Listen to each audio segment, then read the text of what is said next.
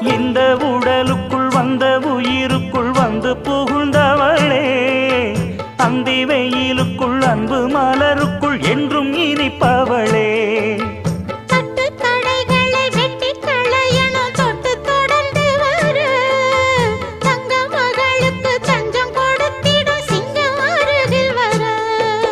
சின்னஞ்சிறு நெஞ்சுக்குள்ளே என்ன என்ன சேதிகளோ,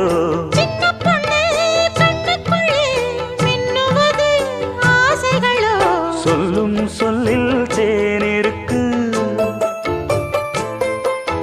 சொர்க்கம் பக்கம்தான் இருக்கு, கையும் கையும் சேர்ந்திருக்கு.